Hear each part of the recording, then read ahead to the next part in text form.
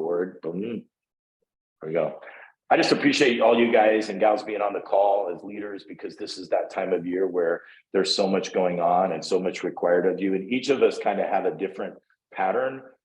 Each of us have a different pattern around what Christmas looks like. Some of you, Christmas, like in our context here at the Crossing, is just a whole thing. Some of you maybe are a little bit more balanced or a little bit more strategic, and you've created some gaps or some margins. But I think for all of us, on top of what we do in this season, there's really the opportunity that we all lean into to make that happen. Is anybody? I want this call to be a little bit more, maybe a little bit more interactive. And I realize there's like 30 plus of us on the call. So if you're on here and you have something that you can really contribute to the conversation today, please feel free to unmute and just interrupt me at whatever point. I know that Derek and Brandon and some of our Grow team will be in the chat as well. So if that's an easier way for you to interact. My plan today is to just talk about a couple kind of post 2022, pre 2023 things that might be helpful for you guys in the next 50 minutes as we're together.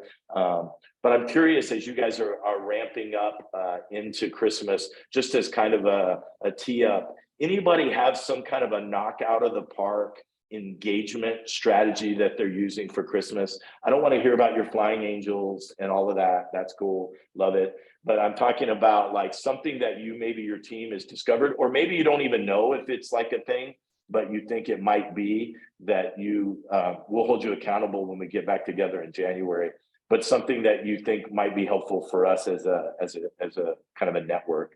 Would you guys unmute and share that with us? We'd love to hear what you're going after or what you're creatively doing in your locations as you get ready for Christmas. Anybody got anything? Or you're like, I'm just trying to survive? Hey, Lee, this is something that we've done the last 2 years, and we passed it on. Jeremiah, what's up, man? Hey, I can actually talk this time. So Love that's it. Good. We've done this the last 2 years. We passed it on to Great Lakes, and they actually did it. Dave and those guys did it last week, but we've done something the last 2 years called an empty chair service. Okay. And it's to acknowledge loved ones who have passed away, that this will be the time of the year where there's an empty chair around the table. And it's just a really big win, because it's so many people that we've seen through the year that maybe we've officiated a funeral or a memorial service. And then, this is their first holiday with that empty chair. And so we light candles in their honor. We pray, we lean into hope, but there's time to grieve. There's time to hope. And that's been a big win for us the last 2 years. So that's something, Jeremiah, that you guys just did. Like, you don't do it on Christmas, but you did it as part of your December. Part of our December, we do it early December before all the Christmas parties start. So we did it last weekend, usually the first weekend of December, and just acknowledge that this is that time of year where you're going to have an empty chair around the table and an empty chair, around the living room, and just to call that out and acknowledge it and just let people know, hey, we see you, we're standing with you. And we have a lot. I mean, it's just one of those things where it's not a hugely attended service, but the return on investment is huge. Love it. I saw. Is that part of your regular service, or is it an extra gathering on top of your normal rhythm, Jeremiah? No, we do it like Thursday night, Friday night. So we've done it on a Friday night. I think we're moving it to a Thursday night. We just realized there's a lot of Christmas parties still, even that early, that happen on Fridays. But we do it separate. It's its own thing. And we do the whole service is just geared towards that group of people. And so much. It's really been huge for us the last 2 years. That's awesome. To chime in on that, Jeremiah, we do it at usually do it in November, and the reason we place it there is that you're getting ahead of the holidays, so you're before Thanksgiving and Christmas as you're leading into that. It also gives us a chance to let them know we'll do a session. We'll offer it on a Sunday morning, surviving the holidays. So that's coming up in a couple of weeks or so they can take advantage of that. And then we also let them know when the next grief share is available. But we do that service, probably have about 35 families a year. That the invite's probably going to about 100 families a year. Yeah. And so we'll do it they'll bring a photo of their loved one. We'll have a candle that they light. We have a time where each name is called individually. And like you said, the return on investment is pretty powerful. Yeah. That's I awesome. did see that North Point. I don't know if you guys get the North Point Atlanta Andy emails. If you haven't canceled him, I still get his emails, so it's okay. But they did something really cool in the digital space where I don't know how many of you saw it. We could probably include it in there. It was a real and it goes along with what Jeremiah and Tommy are talking about. They literally did a webinar around loss at the holiday season. So they put it out as a digital event and they invited people to RSVP for it. And they had a guest communicator. I think it might have been actually Levi Lusko, but talking about loss during the holiday season. And I love just the pastoral part of that. But I thought, okay, as I've been wrestling with my team around what does digital look like for us, that was just such a winning example for us to think as we get into the next year. Very simple. I mean, not simple to execute, but very simple concept. So we started to think about what are the areas of need that we can use digital strategies for, i.e. people wrestling with loss during a season where, again, love the idea, but maybe a digital reach out would actually be amazing for people to opt into. So I'm sure that concept could be useful on a regular basis with some other ways that we want to deliver pastoral care to people. So I thought that was pretty cool. Anybody, before we turn the corner, anybody want to add some more engagement at Christmas? What are we doing? It just Lee, with what you're saying, we're spending a lot of time on our online service, which will be different than a shot in the room. I was just curious from this team, are most of you going with here's a glance of what's happening in the room, or are you spending extra time and energy on your online Great service? question. Great question. Anybody doing, let me ask it this way. Anybody doing what Jeremy's doing and creating some unique digital content for that Christmas weekend coming up next week? We do live cut-ins to the room, so live cut-ins to the studio, online studio. So obviously that has a different feel and vibe just for our online campus. So again, I think that goes down to what we talked about a few calls ago, choosing your online model. If it's an on-ramp, if it's you're trying to integrate that kind of thing, it matters. But yeah, I think it's great to offer something unique if that's the model you're going for, to try and connect that online community outside of that. I think it's fantastic.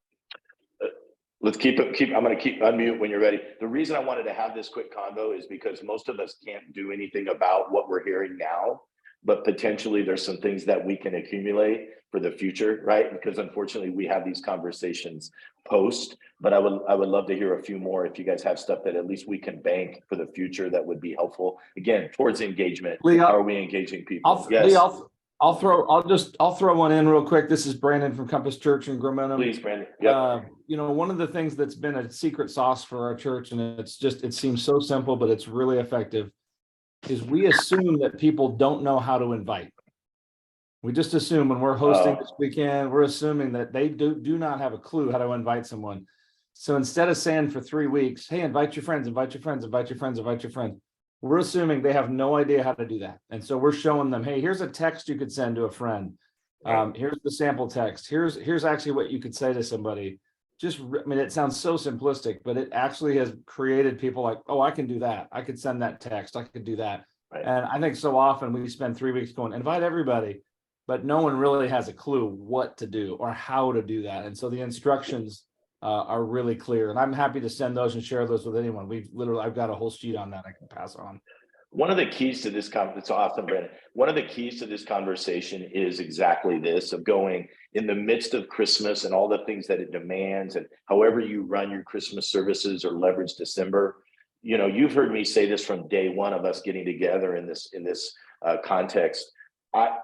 I care about what you guys produce. I care about all those things. We care about those things. We here at The Crossing are very intentional. A lot of our Grow Momentum Church are very intentional. But at the end of the day, I want you guys to be having this conversation, especially those of you who are lead or second chair kind of influencers in your environment, to go, that's great. Again, that's great that we're going to be flying angels through the auditorium. But I would rather you guys spend a larger percentage of your time talking about what is the engagement level that we're going to be able to see, whether and really be clear on strategically what you're doing. For example, if you decide that your Christmas Eve services really fits into a context of what I would call a goodwill event or a goodwill gathering, which means we're doing these things not necessarily, we understand that we're really just bridging to the community, right? Like our tree lighting is a goodwill thing. I don't know how long we're going to do that, but we understand it's a goodwill moment. So everything strategically that we do on the back end of making the decision to do that speaks to why we're doing it. So my challenge to you guys on this call would be to make sure in the midst of all the planning of what song to sing and all that, how many candles to light, and make sure the candles don't drip on the new carpet, make sure you're having conversations with your team because you're setting cultural tone around why are we doing what we're doing. Yes, there's going to be a crowd. Yes, it's easy invite to Brandon's point, but what is our engagement plan? And I will offer this and then I'll shut up for a second. I believe your engagement plan at Christmas probably needs to look slightly different than any engagement strategy that you, one, would normally use on a weekend, or two, even use for a Sunday like an Easter Sunday, which would be different. Your Christmas crowd, their mentality, why they're there is slightly different. And so I think you want to speak to that. And I don't have the solution for all that, but I think you want to speak to that from an engagement standpoint a little differently than you might. Anyway, unmute. Speak to that. Hey, Lee, can you hear me? Yep. I'm driving, so. Yeah, we got you, Neil. There's two things that we're doing this year. One we've done for several years is we're giving away our entire Christmas Eve offering. And Okay. I know that's not like some radical idea no one else has ever done, but it just keeps our people reminded of like, it's not all about like keeping the lights on. And, you know, some people think, well, I don't give to the church because I don't want to pay to keep the lights on and mow the lawn. And a lawn is, if you don't live in California, a lawn is grass. It's really nice to walk on. And then the second thing that we're doing this year is we're partnering with two other churches in our community for Christmas Eve and just doing a big service together, which is something we've never done. And I'm really excited for it. It's guys that we know and love and have connection and relationship with. Love it. Thanks, Neil. Awesome. One more. It better be profound. If you're going to be the last to speak, you better bring it. You're holding out. Give us the profundity, the ultimate idea. Well, all right. This is not profound. Oh but it's no, all here just- it comes. this is not Jeremiah, profound. But You win the Courage Award. It's cool. it's just awesome. really helped us. It's just really helped us because what we found for so many years is we were kind of like Christmas would catch us by surprise from a planning perspective. So we do an event every July called Christmas in July. And that's when we plan Christmas. So all the graphics, everything has to be done by like the end of August is like our deadline. So all the graphics, everything's ordered, all the postcards, all the programs, whatever we're printing, all that stuff, so that it's just sitting here ready to go at Christmas. Because for too many years, just being who I am and wired how I'm wired, we just got caught off guard way too often. So for us, Love it. it's just been a big win. It's simple, it's stupid, but it's just been a big win the last few years because everything going into that Christmas season is so busy as it is that that just really helped us stay on top of it. So Love it. I'll tag on to what Jeremiah said. Santa, thank you. We do something that I think would be helpful for those of you who are trying to do a little bit of what Jeremiah said. We actually have, a lot of our churches are doing this, but here at the Crossing City, we have consolidated everything that's sort of in the holiday season. And many of you guys do this, but if you're not, do it. And we roll it out before Thanksgiving, the weekend or two before, as a holistic, I'll use this word, sorry, marketing piece. So we're basically telling everybody, we're not piecemealing it. We're saying, here's what Christmas at the Crossing looks like. We've encouraged a lot of our grocers to do the same. And then within that, they're getting, here's your opportunity to give. Tony Collins, who's on the call at Church 180, he kind of followed this model this year as well. It's like, here's how you're going to be able to engage and attend. Here's where you're going to be able to give or actually serve. And then here's all of that information around if you're doing an end of year offering or an end of year give, it's all inclusive. So we did one piece, one website, one push. A lot of you are doing this, but if you haven't been, I would encourage it, because then you give everybody that and they can kind of map it with everything else they have going on around where do I want to engage within my church community this holiday season. And we've moved that all the way up. We're like Hobby Lobby. We've moved it all the way up to like pre-Thanksgiving. So that Sunday before Thanksgiving, we actually roll out kind of our Christmas theme, what's going to happen. And so we just tell people like, hey, we want you to plan your Christmas around your family, around Christ, and around your church community, and give them the opportunity to do it well. So if you haven't done it, I'd encourage you to do it. Your people will appreciate it, and you may get a little bit more clarity around what you're trying to do, because the process of putting that together actually gives us clarity. Okay, cool. Ready? Hard pivot. So on our Instagram, thank you, Joe. On our Instagram, you've had to look at my mug for the last couple of days. One of the things I wanted to talk about on the call was just to give you guys this idea of what can you be doing now to prep your team for 2023? Now that we've had this whole Christmas conversation and all of that, and I realize you guys are like, man, we're 10 days from Christmas and then our whole staff is taking the week off. I get that, but you guys are top level, high capacity leaders. So I would challenge you in the midst of breathing, relaxing, replenishing, that if there's time you can carve for some of these exercises or some of this way of thinking, I think it would be time or energy well spent, right? While you're still replenishing. Okay, so this is just me kind of giving you some strategies that I'm using, that some of our Grow churches are using. So you've seen them on Instagram. So, and this is work on it stuff. Remember, when you guys get on this call, we do a little work in it. We talk about some great ideas, but we also want to really equip you to like raise up out of it, have that happen. So here's 5 ways, and again, unmute, scream, yell, chat, etc. 5 ways, things you can do right now to potentially increase your team impact and dynamic. Maybe I could sum that up by just saying your efficiency, your effectiveness, and the culture of your team in the next 12 months, right? And again, I assume all of us are doing some of these things, but I used to have a mentor guy that passed away named Tim Coop, who used to tell me, it's not that Lee, you really need to learn anything new. You just need to remember what you already know. And so if this is remembering what you already know, more power to it, okay? So here's number 1. Right now would be the time for you to review and reset your meeting rhythms. So whatever your meeting rhythms have looked like with your team, if you're using work on it versus work in it, language, if your one-on-ones, whatever that is. And I've talked to a few of you offline, and some of you said, our meetings tend to start here, and by the end of the year, it's sporadic and crazy and not as consistent as we need it to be. I would take this time to reset what you need 2023 to look like. And what I'm encouraging is not just like, okay, let's get the calendar invites and get back to it. Maybe you just need to merely do that.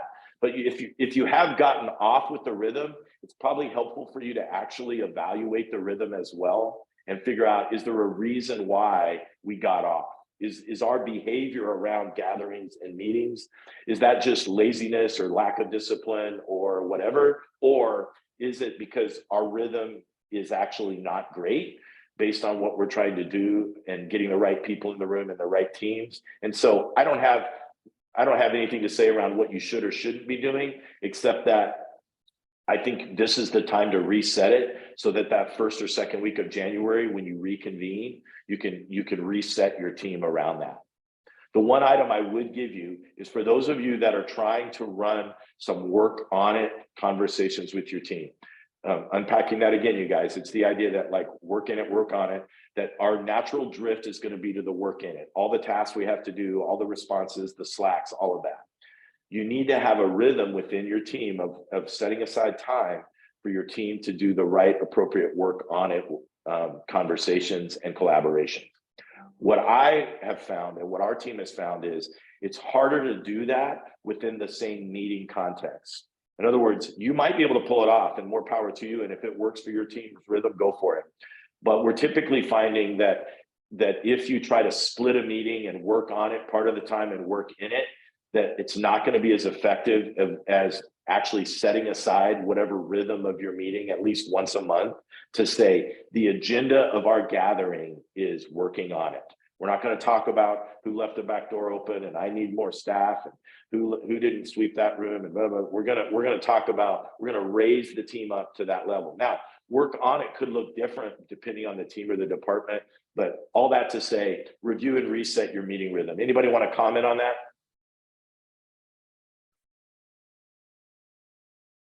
I know you guys are all killing it, so this is probably It makes me think of some of the thinking wavelength stuff we've done, where if, like you said, Lee, if you're combining a meeting and you're like, first half work on it, second half work in it, people who maybe are more operational are really going to struggle with that. And it's just going to create frustration for everyone. So I really like the idea if we have margin with our teams, like it is two different gatherings, and maybe it's not carbon copy. I don't know what you would say to this, but maybe it's not all the same people in each of those meetings, depending on how your team, the makeup of your team. Well, I think part of that too, Derek, is I think even if they're left or right, and depending if the work on it is more to the right, I think if the left people know that, they can actually adjust a little better.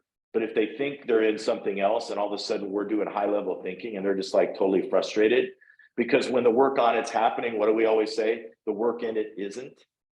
So for your left people who want to work in it all the time, if you're over here and Chris Hall's doing all these rocks and all this vision, all the left side people are like, dude, right? Like, when do we get to actually do something? So I think some clarity around that rhythm is actually helpful. Okay. Anybody else? We good? Here's the second one. I would encourage you guys, if you haven't already done this, and I've challenged some of you offline to spend some time in the next 2 weeks to determine your own personal goals, or what we would call in our context a lot of time rocks for 2023. I would actually encourage you to just think of it as 4. And you're like, wow, Lee, that's not a big challenge, but just hear me out for a second. I would challenge you to do 4 just because 1, it lines up with the quarters of the year. But 2, you got to remember that if you overshoot these personal goals, you have a lot of leadership that you're going to be doing day to day in all of the work in it with your team. You're going to be leading out things. There's a lot of things you're going to own. What I'm talking about here is personal. Like Caleb outside of his team is going to work on these things, right? Dave's going to work on these things that they're connected to your team for sure. It's not like I'm over here writing a book or whatever. Maybe it is, but it's more about what are the things that I, as the senior leader in my context, need to be focusing on in the next year. I'll give you an example. Like Dave Nelson might say, in the next year, one of my personal rocks is to gather and really pour myself into 10 to 15 of my key high capacity leaders in my church. Like that's outside of everything else I'm doing. That's my focus for 2023. I'm going to make sure every quarter I'm gaining ground, trying to gather these high capacity leaders in a space, pick their brains, learn from them, collaborate with them, et cetera, on things. That's just, Dave, don't worry, you don't have to do that. But that's just an example of something that would be there. Does anybody do this just naturally? That you could share some of them that you might have without us getting too derailed? Cool. Sounds like we got to figure it out. Because here's why I put this on here, you guys. Because I think we want to lead our teams to objectives, but sometimes we don't actually give ourselves objectives or goals or things. And so I think that's a great conversation for you to have. Joel, you sent some to me.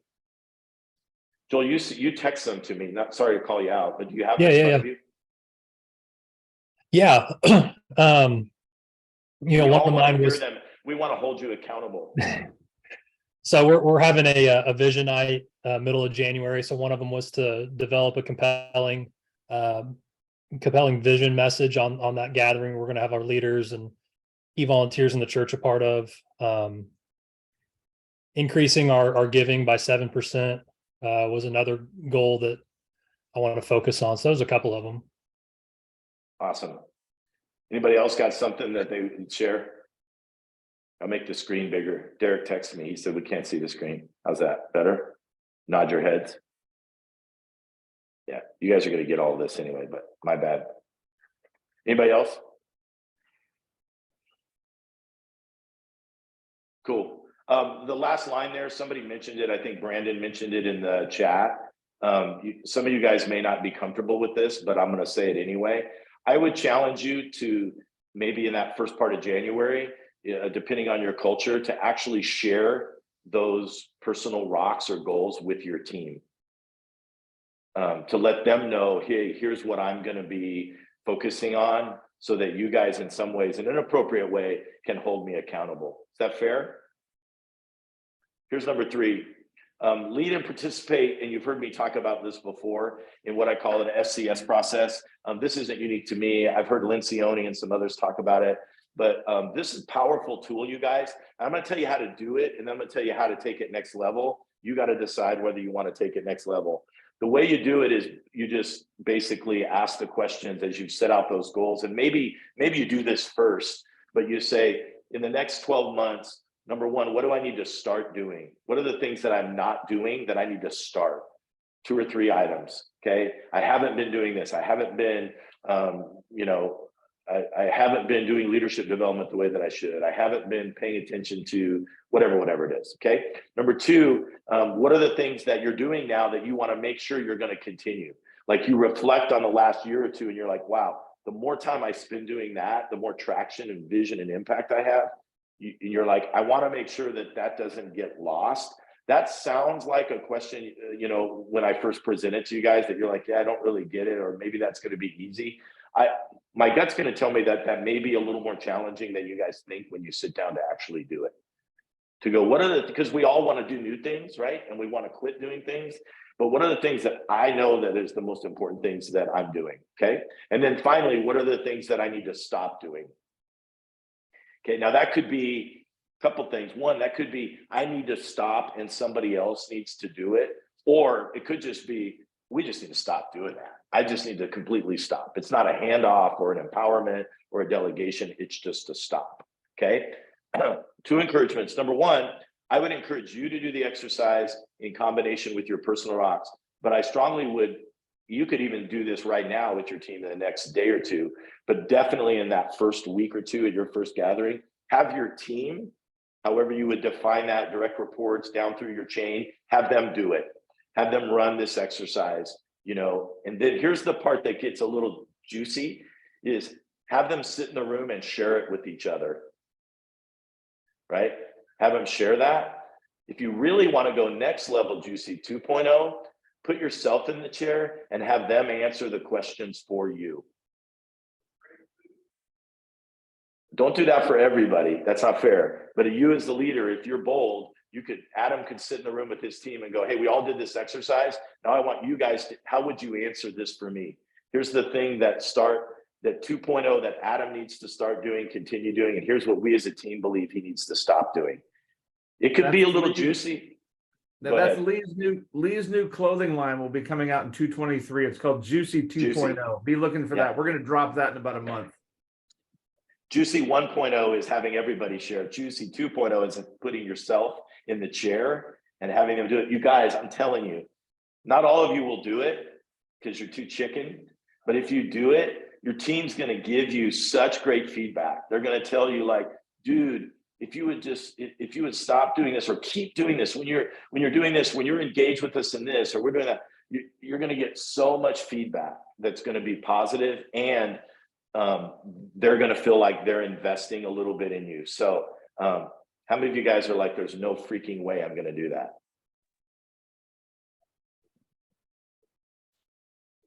Lee, Who's going to do it? Come on, who's going to do it? Nelson, you're going to do it. Yeah.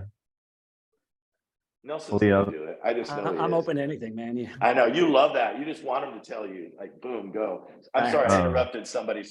No, I was gonna chime in about that. I have a elder in our church who he does more administrative things, but it's amazing how people will go to him with like the little pet peeves and stuff like that. And so recently I picked his brain and we tightened up a few toilet seats. We write that in the chat too. Tightened up a few toilet seats. We got all kinds of terminology coming out. It's a little thing, so good word. Love it. Yeah, I think it's the SCS process, and I think you can do it at whatever level you want. But this is the time of year to do it because it goes along with your meeting rhythms, it goes along with your personal objectives, all of that. Okay? Anybody else want to chime in on that? You want to do it or have done it? Has anybody done it? Veronica? You did it? Did you sit in the chair? Did you sit in the Juicy 2.0 chair, or you just did it? I just did it. I've had feedback, but yeah, I do think it's important though to be specific. You know, ideas. Talk about that. Yeah, talk about that a little bit. Like put some framework around it. Yeah, I mean, it's great to have even vague ideas or know that you want to do something, but like, let's say you want to mentor people. I want to mentor more people. People say more. Well, how many? 2, Right. 3, when? Who are they? Why do you want to do it? You know, how do you want to do it? And it'll drive to the result, I think. But it's a great exercise. I love it. Yeah. Yeah, I love what she said. Like, it's almost that idea, and I'm not going to remember the acronym, but it's that idea of like SMART, right? How do we make them smart where they're like specific, measurable, and that's about all I got. But you guys understand the term, right? Like not just vagueness. Do we actually know that we've actually done it when we've done it, or we haven't, but we know, right? I just want to disciple more people. It's like, no, tell me what that really means. Anybody else want to chime in? Beard? Preach, be specific, man. Preach it, Lee. Yeah, well, Veronica was preaching it. I was just tagging. I was just repeating. I was doing like when the youth pastor preaches, you just go up and repeat and clarify what the youth pastor said. That's what I was doing there. So there you go. Love it. Cool. All right, let's go to the next one real quick here, if I could. Oh, so again, this would be again in no specific order. I think it would be cool for you guys to figure it out. And you're like, Lee, you're killing me because it's like everything's going on, but.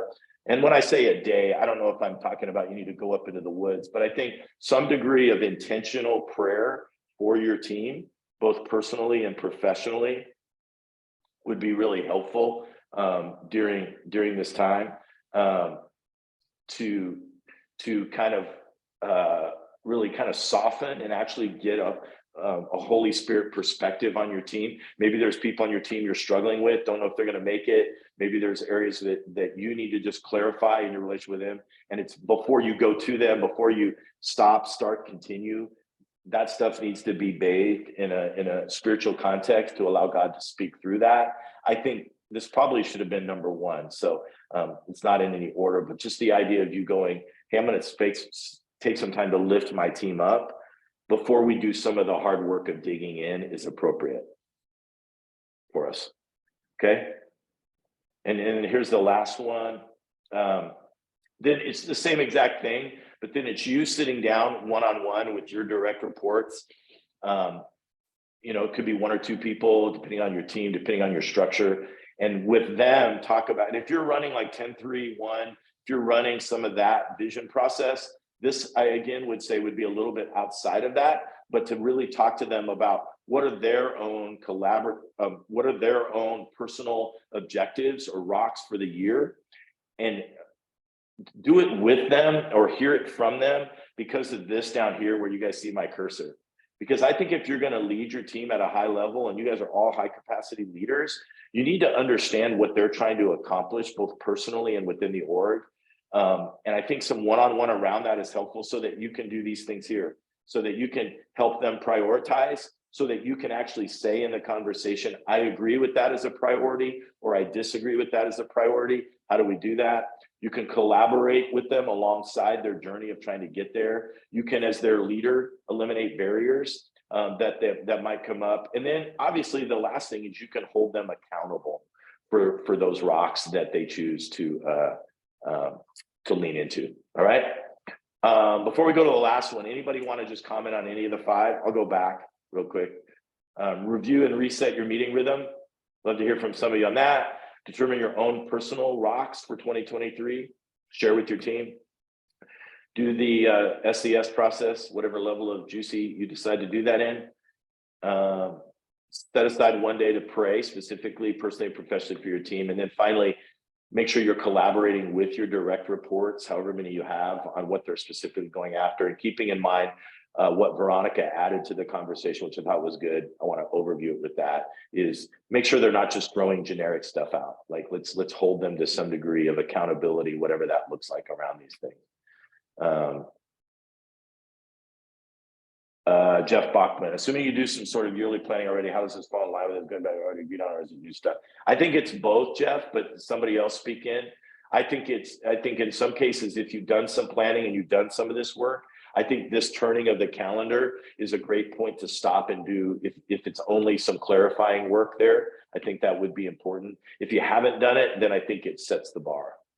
Okay, I just wasn't sure if it would be better to do it as a, hey, as a reminder, this is what we set up at the, I don't know, if we do it in a June or a July, kind of with the budget and calendar year. Sure. That's when we do our Yeah. ministry plan for the year. I'm just going, hey, these are the goals that we had already set. This is a good time to revisit that. And again, that's assuming you've done it. So cool. Thank you. Right. And I think where I'm leaning on this, and you guys maneuver it and massage it however works best in your context. I think my objective with this is really the individuals on your team. So obviously what gets on the sheet, and some of that is actually obviously going to be ministry centric. It's going to impact your ministry. But what I was really pressing into is for you really leaning into the individual as a leader and helping them personally determine some things. So if you're your student guy, I would be leaning deeper into how is that student leader, that student pastor, going to really personally be going after the things that you may have already set as our goal for our student ministry. But I would really make these kind of exercises, I would lean more into the personal accountability and responsibility for them. Okay, I see Kay. One more thing. This is a late ad. This is what I call the 90-10 conversation. And you guys have heard us use the term last 10% quite a bit in different contexts. We use it here at the Crossing in our weekend programming. We always talk about, hey, we've got this plan. Here's what we're going to do. Is there a last 10%? I would assume, McKee, that Cowan's brought that to Refinery, and you hear him say that as well. But it's that extra little dose of stuff, right? But I think there's also something to be said as you're having conversations with your team around what I'm calling a 90-10 conversation. So if I had time, if you're meeting with each of your people, this 90% would be like, what is their job? I'm not a big fan of job descriptions, but what is their job description? What are the things that they were hired to do? What are they supposed to be accomplishing? All those things. That would fall under this 90%, right? List it out. What are the things that you think you're supposed to be doing? All of that. But what I really love about this, before I hand it off to Kay real quick, is this 10%. Put this up on a whiteboard in your office when you're meeting and go, tell me about the 90% of the stuff you're doing. Now let's talk about the possibilities. What is the 10% of the things within your area, within your contribution to team, both macro and micro, that you're actually excited about, or that you're thinking about, or that if I could create some margin for you, or if I could help you carve it out, or I could get excited about it, that these are areas that would be the last 10% that maybe aren't actually in your role, or they may fit within your role, but they're not the stuff that you're like, again, sitting on your job description. These are things that are that would be the above and beyond, or the last 10 percentile that you should pull out of your team members to kind of hear. You may have to pull it a little. Like, what's your gut? Like, if I'm meeting with Derek, it'd be like, okay, Derek, your expectation is you lead the Midtown campus, you're building leaders, you're doing all that. Tell me about what's the 10% of the thing that, like, man, could we do this year? Could this be accomplished? Is there this little niche of something that I would love to see? It's a little bit of dreaming, a little bit of vision casting, but it's opening up the conversation for your team to sit in this possibility a little more, because we sit in this expectation a lot. And so it's a good visual for you to throw up there. Okay. Yes, Bachman, I've said juicy and massage. Okay, you're jumping in on we got some crazy conversation. We may not be able to post this one up on the website. We may be sent out. You have to have a password to get to it. Oh, you missed some juicy. Veronica became a student pastor. It was just a whole thing. You've missed a lot. Any closing comments? We just have a few minutes, but I do want to give Kay, he doesn't need a ton of time. He's working and was just cutting in, but anything you guys want to comment on that, or what you're going to take away, either in the chat or unmute for a second and help us all wrap it up.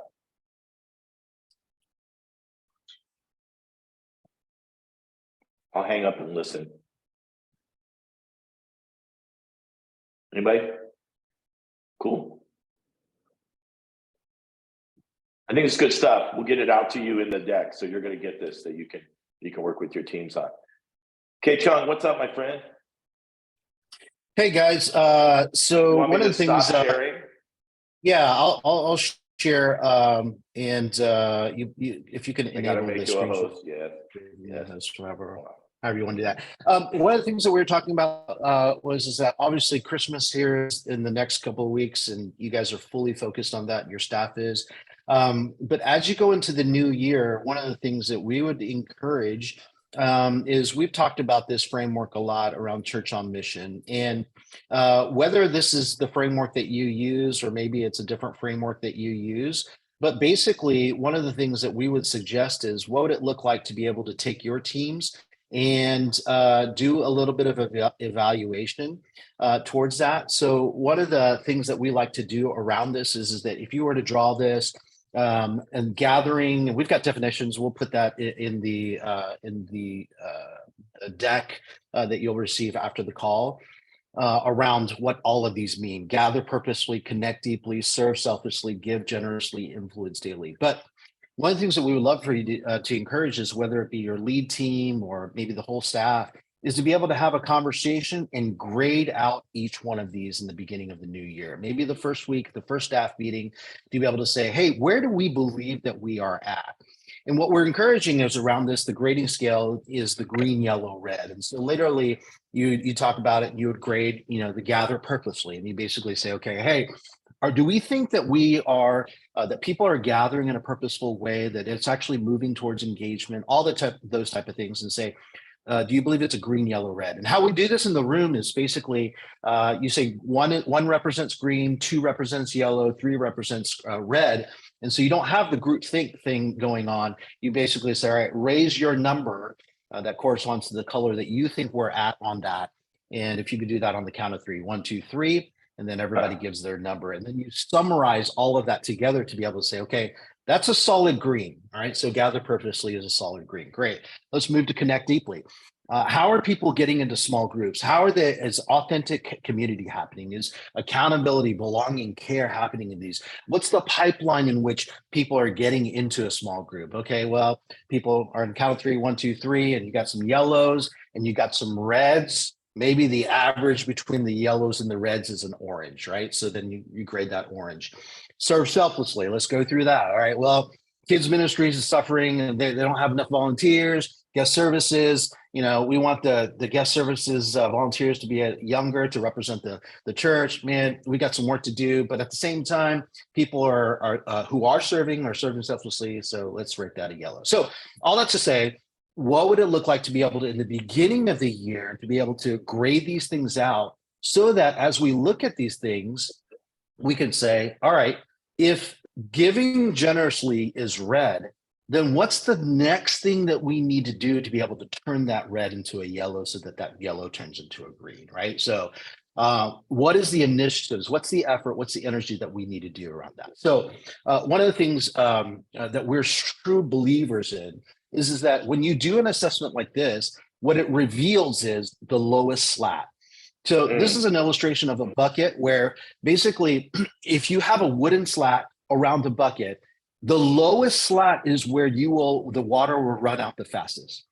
And so if you identify what is the lowest slat and you are able to increase that lowest slat, the greatest gains to your organization might be yielded through you focusing on that lowest slat.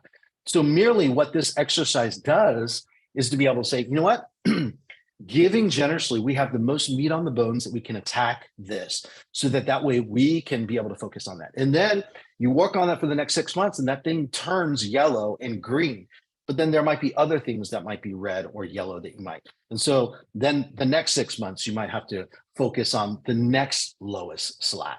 So all that to say, a simple exercise that we just wanted to remind you, beginning of the year, we have a great exercise for you to do with your staff. Have this in your back pocket.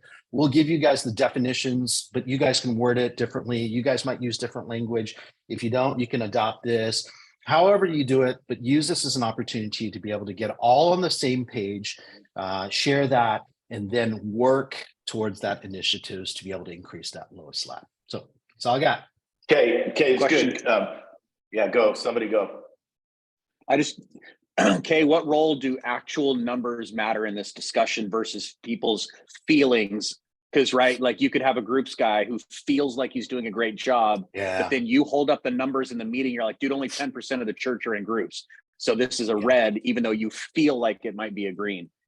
How do you navigate feelings versus facts in those types of evaluations? For sure. Good question.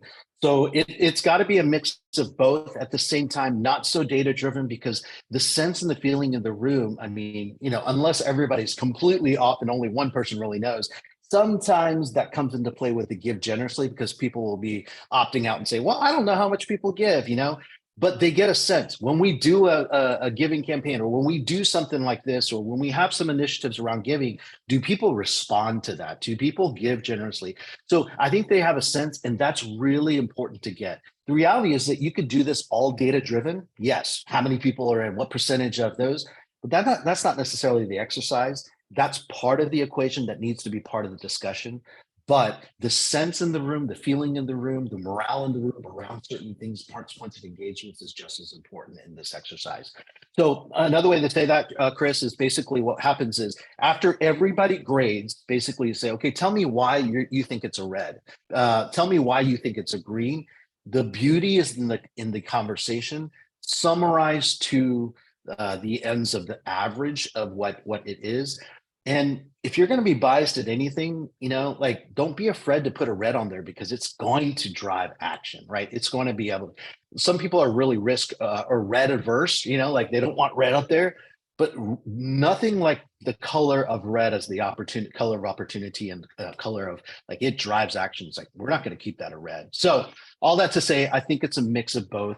The beauty is in the conversation around asking those. Don't just do the grade, have the conversation. What's interesting too, Kay, is, and this isn't standard, but I think when Kay and I and some of our team have run this exercise with some of you even on the call, I think sometimes what freaks me out more is teams who actually just put yellow, yellow, yellow, yellow, yellow. It's like, okay, like there's a level of like, it almost is a reflection of, yeah, it's fine, right? Like it's not great, it's not terrible. I would almost rather see more red, not long-term, but actually see more of a red in an evaluation, because sometimes it doesn't always indicate yellow is an appropriate grade, but if you see a lot of yellow, it can actually be a clue to either lack of information, lack of passion, just sort of a vanilla feel because it's a default, like it's fine. So, Kay, are you just going to do this without showing them your cool thing that you're doing here? Are you trying to be cool like that? I thought you were going to show them your like cool thing, what you were doing. What was I doing? With changing all the colors and everything. Yeah, we'll stay on point of the. We'll say that for another time. That's great. Cool. Anything else on that? You guys good? Appreciate it. So today we went over some stuff that you can do with your team, a whole bunch of stuff that you can do. Don't have to do all of it, but some of that stuff that you can do. Kay just did a quick overview of how you can run an evaluation of if you're using Church on Mission Grade, if you're using some other adaptation of that, the same thing applies, as he said, right? To really evaluate it. And just as a review, what he said there at the end, the colors matter, but the conversation is where the real traction can be reached, because you can use that as a win. And so if your team is experienced enough and maybe you're doing a reevaluation, one of the things that I've started to do with some teams, once they've done it a few times, is actually stuck a For Helpful sheet up next to the Church on Mission grading. And as you have conversation and someone says, well, our gatherings aren't great because of blank, you actually can pivot to that sheet and actually populate a For Helpfuls, right, wrong, missing, confused, based on the conversation on the grading. So you're kind of knocking out two things at once, which is then giving you some degree of actionable core issues on the For Helpful sheet. I wouldn't try to do that the first time, but if your team's familiar with it and you're doing the grading process, you want to capture some of their reasoning behind their color coding that they're giving there. All right. Cool. That's all we got. You guys are awesome. As always, we're going to send out this deck and the recording of this call that you can use and share. Obviously, we'll be back after the first of the year. If there's anything that we can do for you guys, we'll leave this on for a second. You can drop a thing in the chat. If there's ways in which we can assist you, either Kay or I or our team, Brandon, Derek, others that are on our team, we'd love to do that at whatever level. We'd love to have a conversation with you about how we can help. Like literally our mission is just to help you get yours done. And we want to lean into the working on it part of it. And so if that's an area where you're struggling, we'd love to come alongside you and help you nail that in 2023. So reach out to us. You got all the information on that. Lastly, our prayer is that your Christmas services are awesome. At this point, you're in it. So just let it roll and focus on the engagement aspects. And just, maybe there's a moment where you can stand back as your services are happening, find a corner, even if you have stage responsibilities, and just kind of watch as your team executes.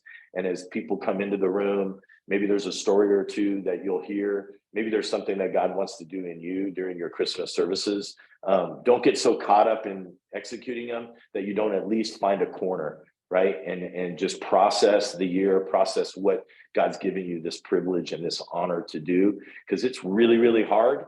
But if you have that moment of pause, it's going to remind you of why you do what you do. So we encourage you to take that time and lean into it. All right, cool. Okay, any final words? Brandon, I'm afraid to ask. Derek? Cool. All right, appreciate you guys. Have an incredible day.